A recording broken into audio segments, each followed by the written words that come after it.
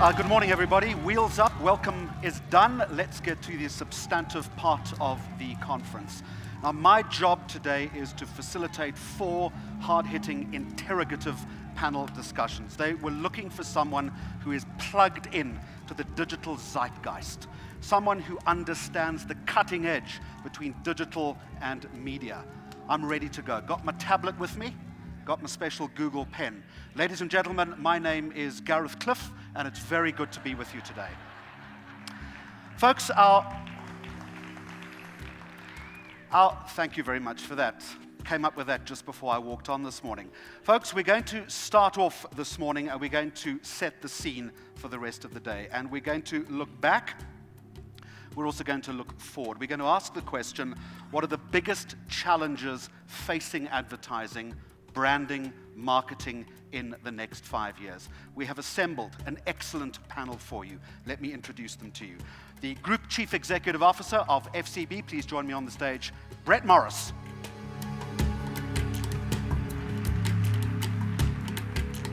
And for God's sake, don't trip, Brett. Thank you very much indeed. Let's walk onto stage now. Research guru, you get to a certain point where you're called a guru. He is also the founder of Worldwide Worx, Arthur Goldstuck. Please join me.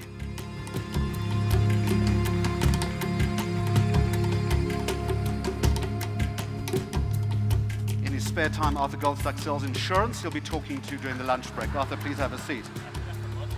The Executive Creative Director of Quirk, Fran, Luckin, please join us.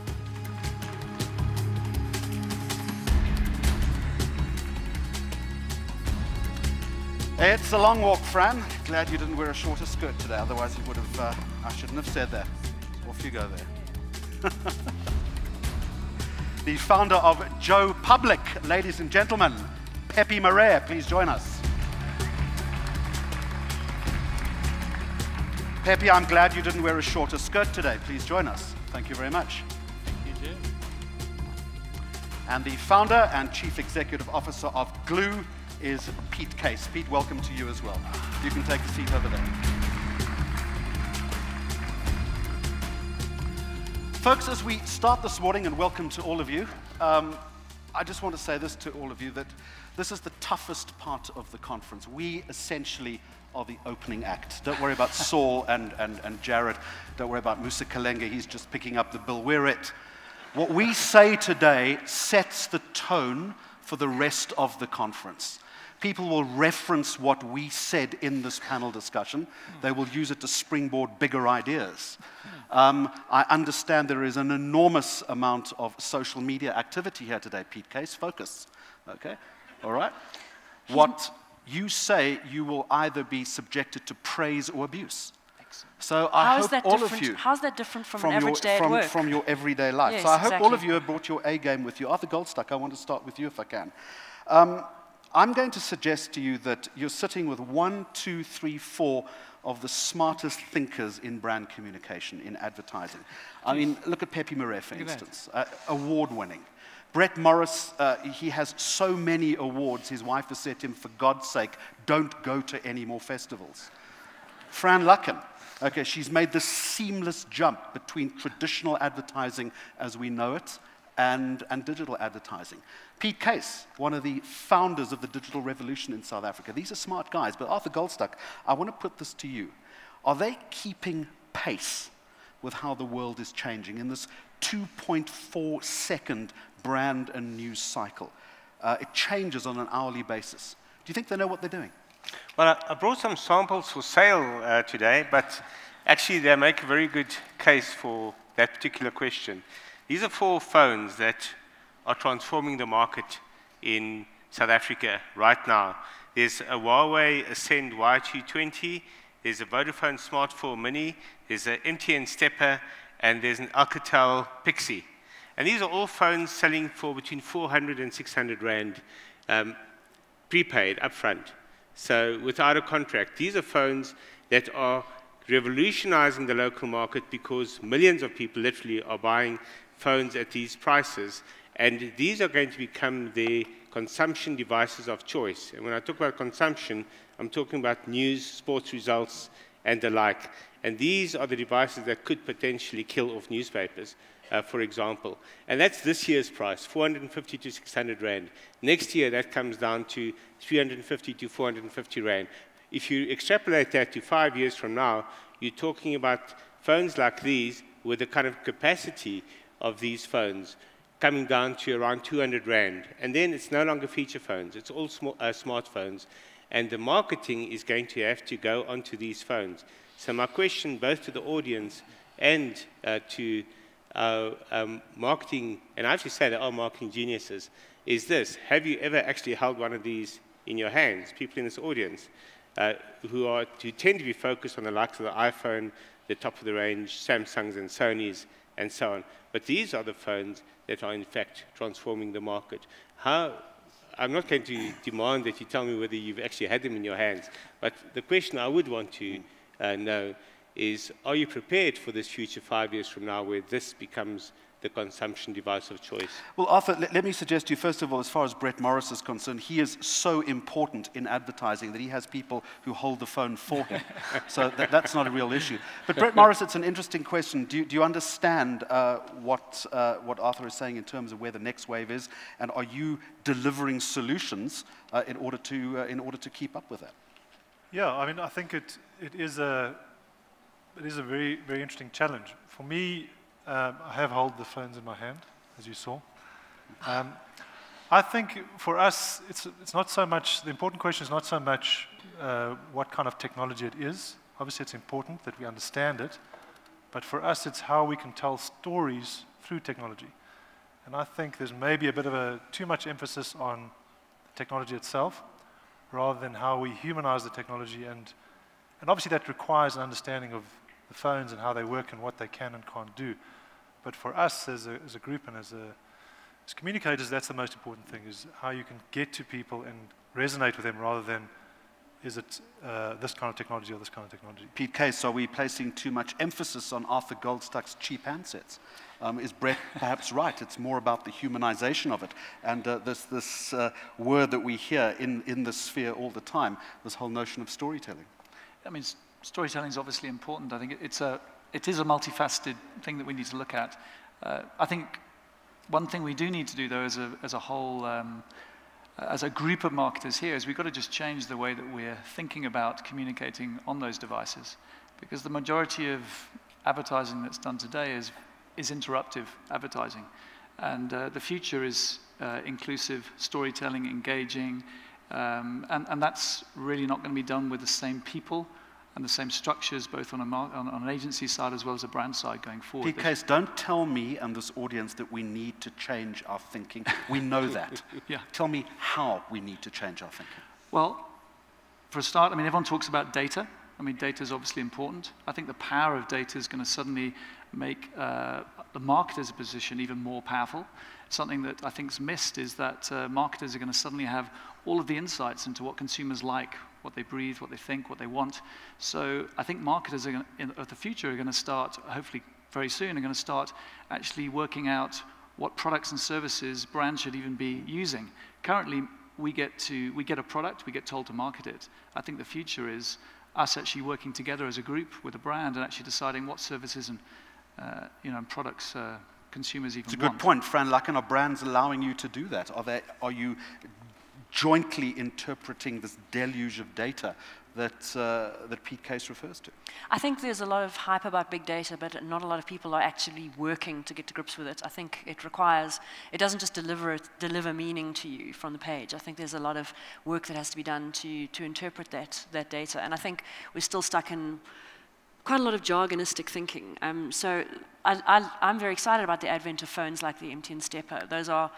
They're feature phones with smartphone functionality, and I think that the more sophisticated mobile gets, the more interesting things we'll be able to do with it. And I'm very excited about the fact that you're going to have a way to talk very, very intimately with people, a way to deliver them content that they actually like and want. Beyond the jargon, I mean, I'm with Brett on this, beyond the jargon about about technology and data. It's about giving people what they want, what makes their lives richer and more meaningful, what things that they can use. There was a wonderful case study in Cannes where Unilever created a radio station for rural Indian farmers, and all they had to do was dial in. They'd send a "please call me," and they would be phoned back and they'd be delivered radio content. And a lot of that was very useful. It had to do with crops and it had to do with cultivation, but there was also entertainment. And that's a great use of mobile in a way that's quite low tech, but very human. It gave people things that were beautiful and meaningful and useful to them. Pepe, Marais, I want to pick up on this issue of big data. So you arrive at work, like all good advertising creatives, you get there about 11:30 in the morning. You pour yourself some organic fruit juice, as the industry knows. You settle back. You do a bit of yoga, a bit of deep breathing. I do that. And then, Pepe, Marais, you engage with big data, don't you? No, how do you do that? This is all Greek to me. Thanks for letting me speak last, Jeremy. But I'm a vinyl kind of guy. So I say back to vinyl. That would be my answer. Yes. Like big data kind of like confuses me. I don't even know exactly what it means. What I do know is everything starts with ideas.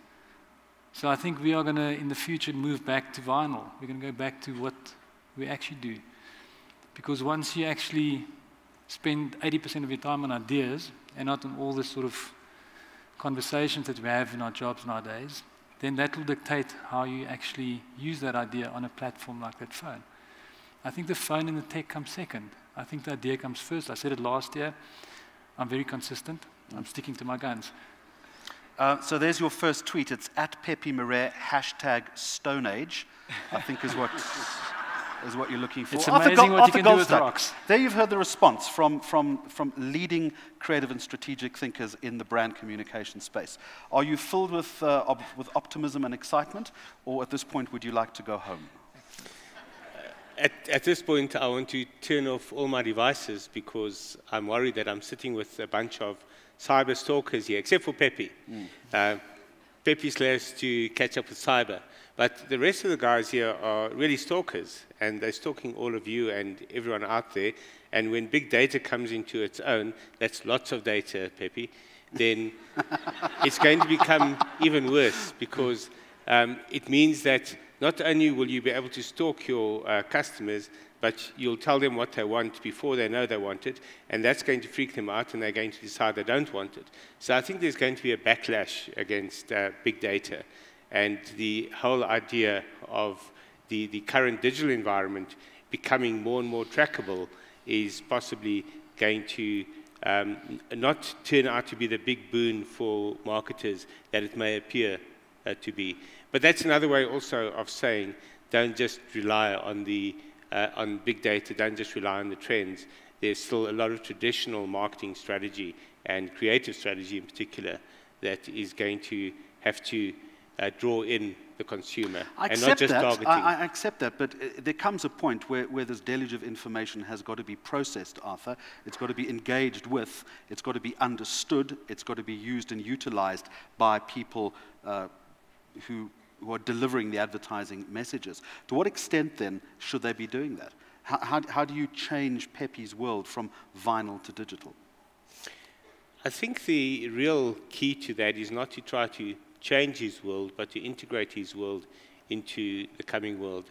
And again, coming back to these newcomers to the smartphone environment, they're going to find themselves feeling very threatened by what appears on their devices or what it costs them to use those devices. And they're going to need some kind of crossover. And I'm not just talking about disadvantaged people, I'm also talking about perhaps chronologically disadvantaged people, older people who are threatened by the new technology and the new techniques. It's going to need to be a blend of the old and the new.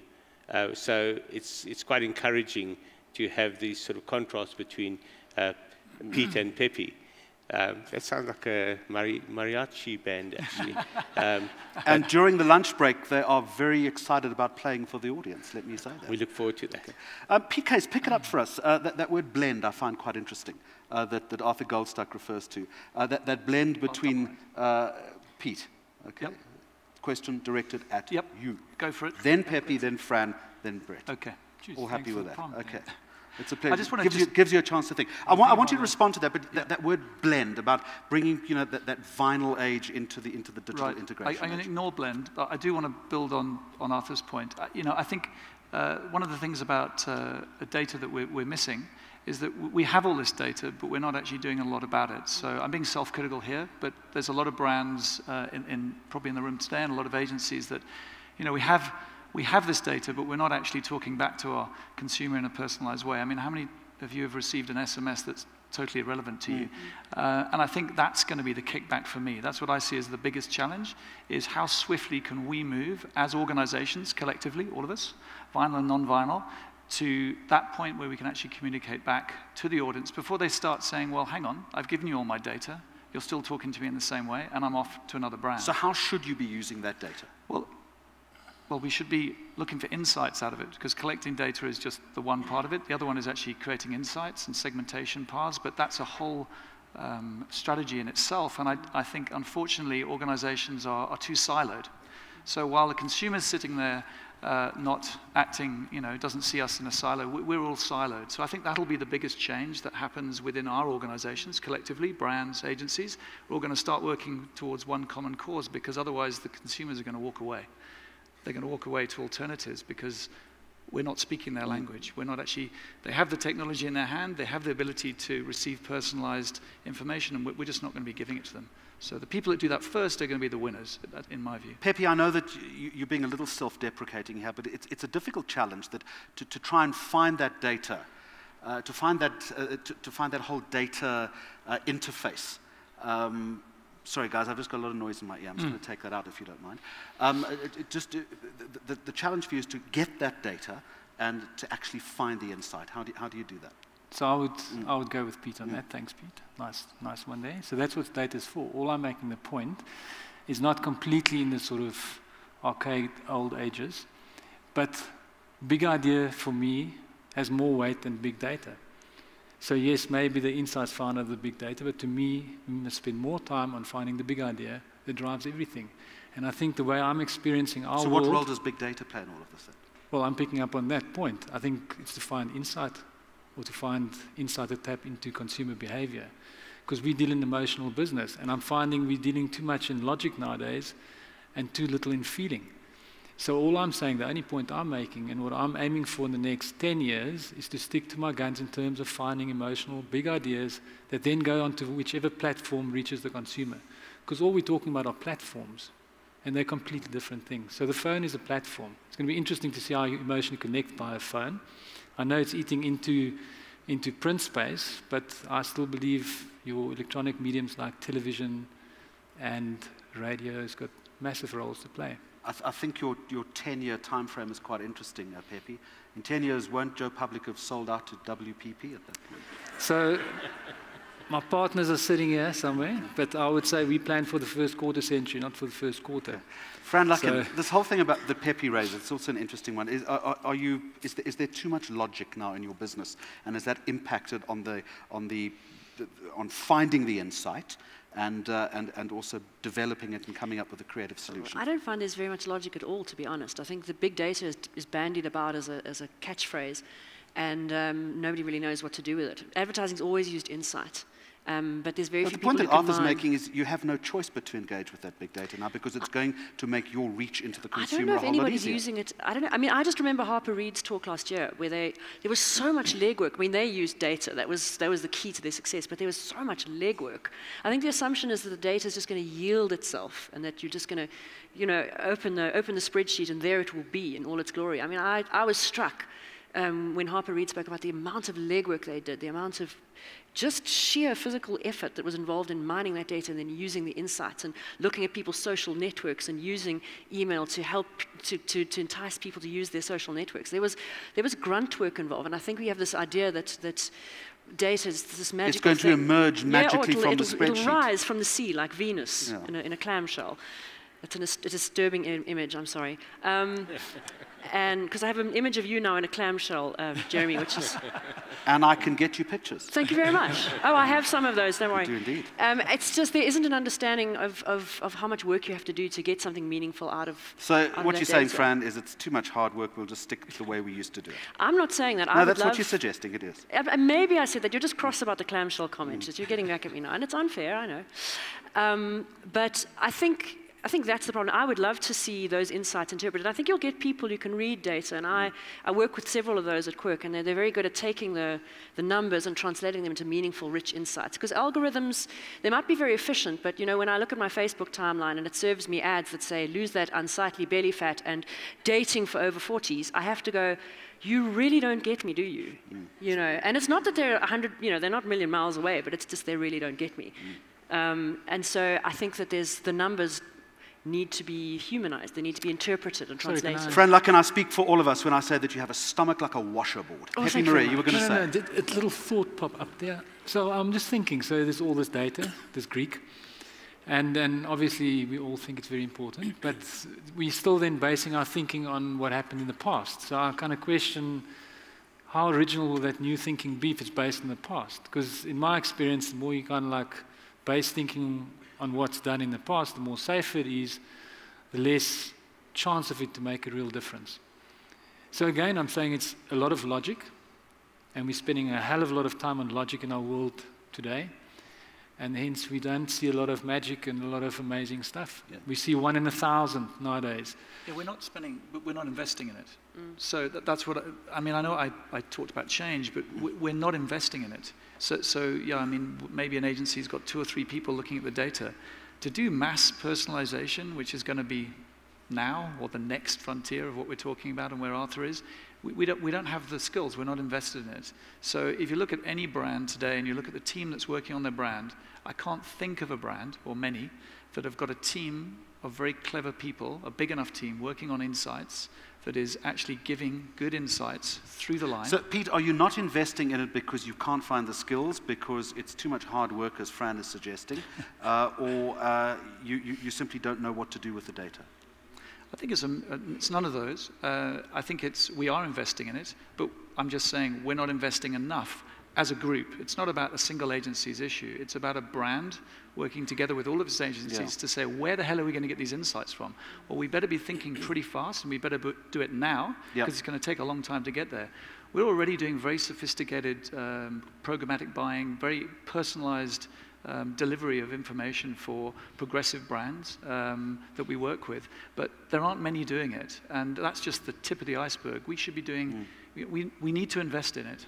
That's what I'm saying. Okay, so Brett, FCB, one of the largest agencies in South Africa, you've got a head count of about 6,500, 7,000 people that report to you. What are you doing in terms of investment into this data-driven world that Arthur raised? How many people do you have sitting in a room in front of banks of computers mining that data? Is it 2 or 3? Or 2 or 300? No, I think Pete's point is that it's not just the job of an agency to suddenly go and build a department of a couple hundred people. This is a conversation that needs to happen at the highest level with clients, because it's also a problem of short-termism. So we have a media schedule to fill, we're chasing deadlines, and you're talking about months and months and millions of rands worth of investment, which is a much bigger call than us setting up a little shop on the side. I do think, as important as it is, though, it still comes down to, I agree with what Pepe's saying, is what's the idea that you base off of that? Because the assumption we make is that because we know more about people, and we can reach them through their devices or whatever else, that they actually want us to reach them. And I don't think that's always true, certainly in the way a lot of advertisers do it. So the most important thing is to use that insight. And it's not the only way to get insight is to look at somebody's digital behavior. There's stuff beyond what websites you search. There's universal truths. There's emotion that connects us in far more powerful ways than how much porn you surf. And I don't know how much that's going to tell you about someone versus an idea that connects in a profound way. But Arthur, surely the insight is better the better the data is, the more information you have. Do they have their heads in the sand here? They don't really. The problem really begins with their clients, because their clients need to have live data, what they call real-time data, running at all times to be able to inform their marketing strategies. And if you look at the biggest of the clients, and in particular the banks and the mobile networks, who have the biggest customer bases in the country, their data all still sits in silos. So there's no real crossover between the home loan customer and the current account customer, for example, and then the car finance customer. They're not talking to each other. They weren't doing it 20 years ago, and they're not doing it today. They make excuses of legacy systems that don't allow for integration of those databases or customer information sets, you might call it, because in that context it becomes an incredibly powerful marketing tool.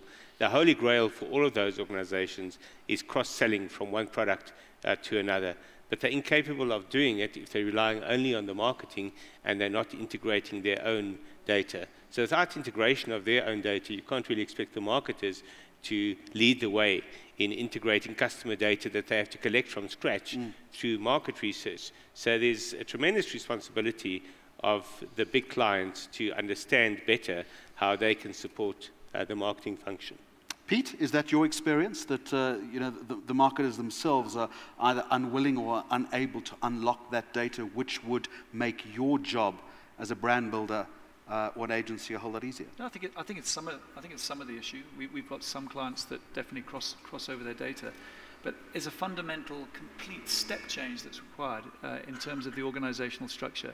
That's what I'm getting at. The organizational structure within the brand. Within the brand, yeah. And the way that they work with the agency and the way that the agency is briefed. I mean, we're still working on annual plans in an era where things change and insight should give us, data should give us insights on a very current live basis. We're still working to annual plans on some brands. When I understand an annual framework is important, but we should be working in a much more agile way.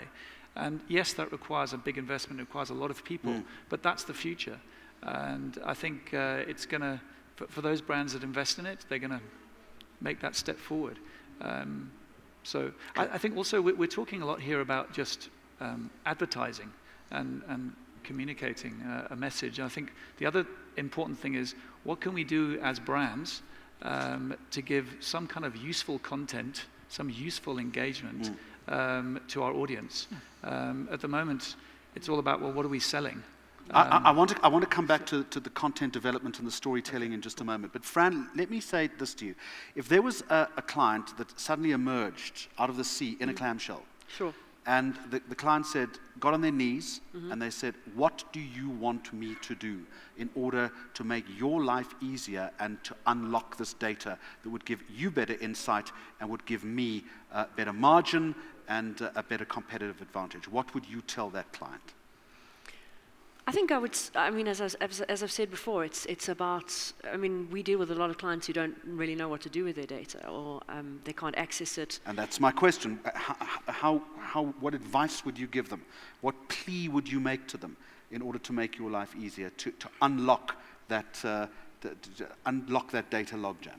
I think it requires investment in people who can access that data and make it relevant. From my point of view, I would want somebody who could look at the numbers and actually translate it into insight. I think it requires investment, whether that would be investment on the client side, or whether it would be allowing us to invest in building that capacity, or whether it would be a joint venture. I think would be open for discussion. But I think that I think people are afraid of it. I think it's about getting to grips with it and collating it and actually examining it and making it available to us as well, because I think there are silos within organizations, and the different parts of the organization don't necessarily speak to marketing. What would determine, in your opinion, relevant data?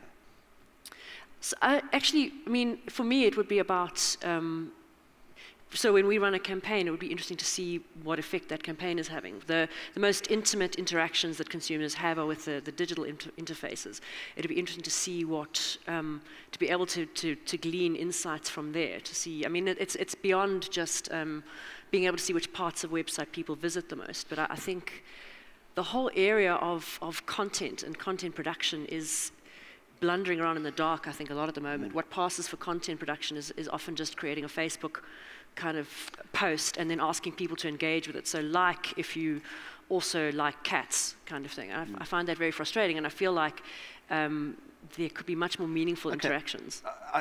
Two people now want to go to this whole thing about brands and publishers. I get that, I understand that. We'll get there in a minute. We've got 10 minutes to go.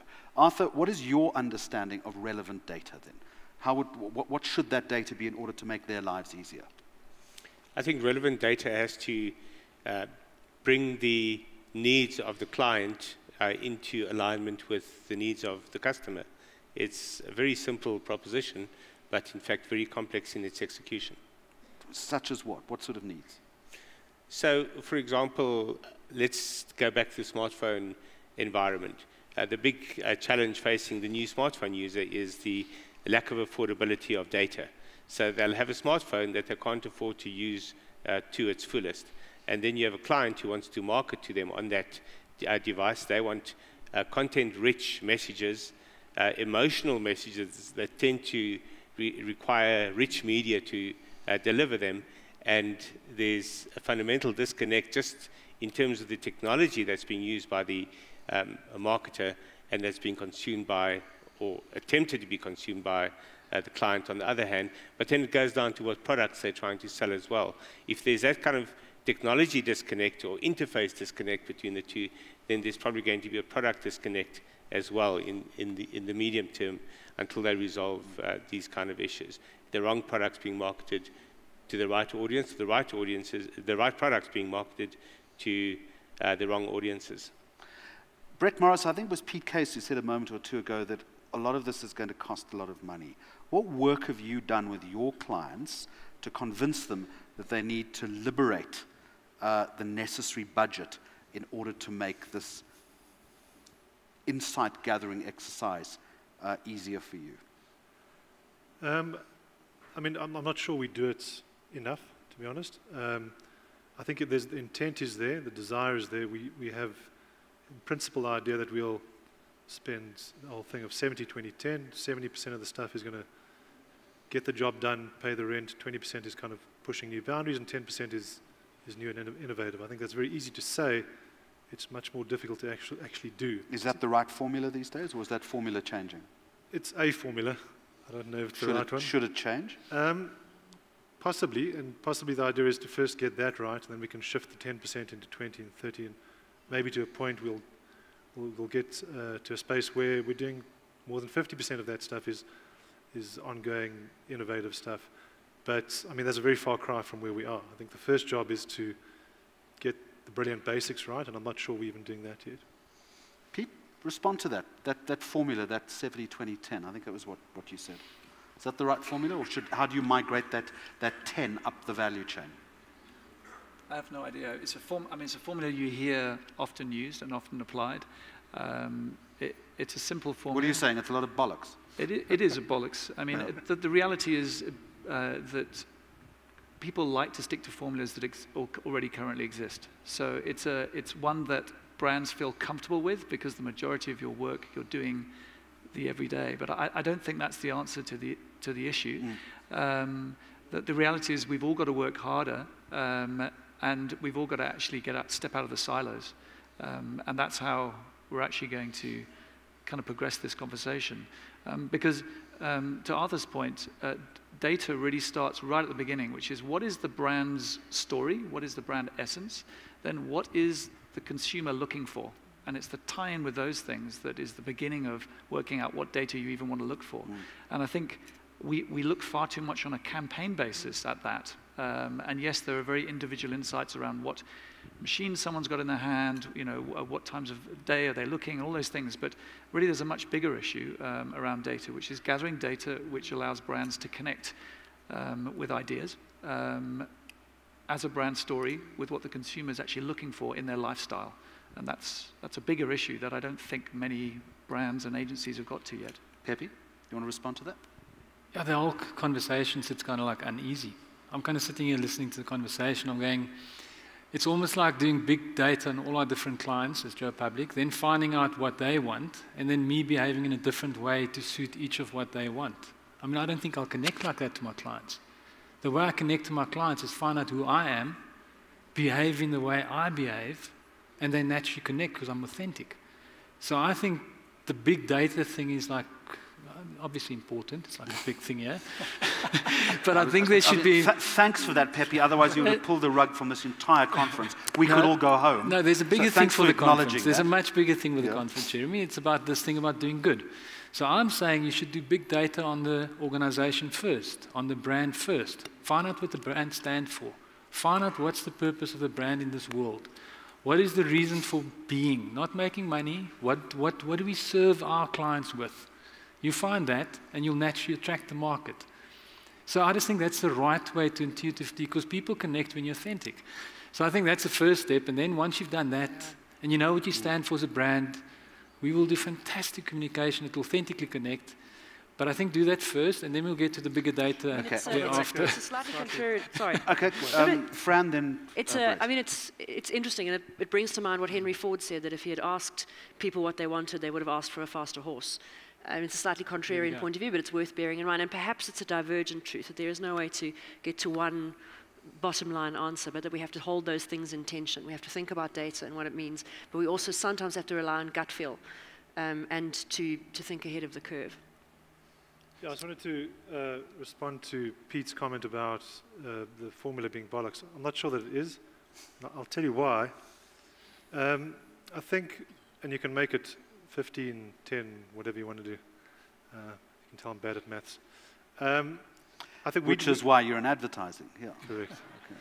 Okay. We deal with big blue chip mainstream brands, and we have a job to connect with people in a very broad and powerful way.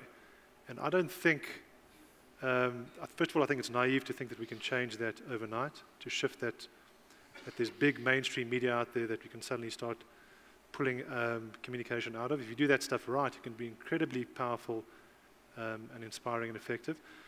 But also, just because you start a communication with me by saying, "Dear Brett Morris," with no space in between the two on an email, doesn't make it any more powerful for me. I connect with, and as do people, it's a human truth, with powerful storytelling. So I think that 70%, whatever platform it's on, is going to still be about powerful storytelling. It doesn't matter how much nuance you know about me as an individual. Fran, just in the, sorry, very quickly, Pete, yeah. Look, the big storytelling is important. I don't think anyone's getting away from that. But you can't use gut feel to find out what your consumer's doing on a daily basis, what device they're on, and when they want to be connected with. That has to come from data. So we have to wake up to that. That's the reality. So we don't want to talk cross purposes here, but storytelling and big ideas on top of data. That has to be the future. I agree with that. I absolutely agree. So also, I don't look as a guy who completely discounts it, sitting next to and all. Isn't that nice? Yeah. But I think the point being is that we just got to also remember where the emphasis must go. Because I just think we spend a hell of a lot of time on things that doesn't actually do a lot. I'm not discounting the one. I would say there should be an 80-20 balance for me. 20% on the big data, 80% on actually purpose, where you're coming from, connecting, emotion. Folks, I'm looking at the big clock. We've got about 2.5 minutes left. We're all going to go backstage and have a group hug afterwards, which is really nice. Cool. I'm looking forward to that. I thought you would say that. Yeah. So, Arthur Goldstuck, let's get some closing remarks from all of you. The topic of this panel discussion was the biggest challenges in the next 5 years as far as brand communication is concerned.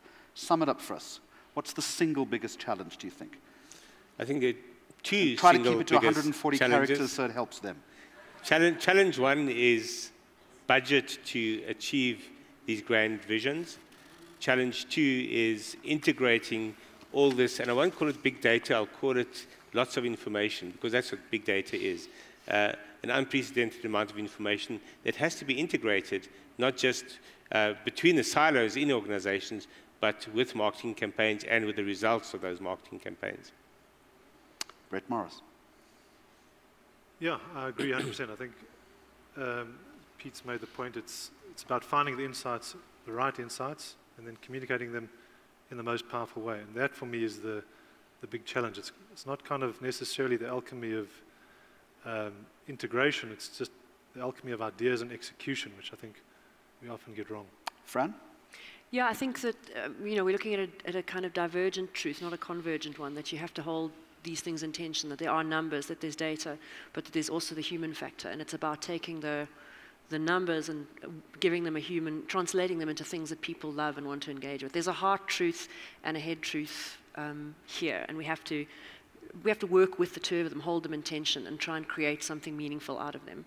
Vinyl Man? I would say the biggest challenge is going to be to avoid distractions. That's the way I see it. I can see a lot of distractions happening around us, and we're not focusing on what really matters. I'm excited about moving away from this interruptive advertising into relevant advertising. But just to leave it on a positive note, I'm also really excited about the fact that hopefully in the future, as a whole room of people are not going to be marketing products that we're just given, but we're actually going to be marketing products that we've had some kind of input towards deciding whether it actually suits the consumer that we're talking to. Panel members, can I ask you to exit stage right, please? Thank you very much indeed. Stage right.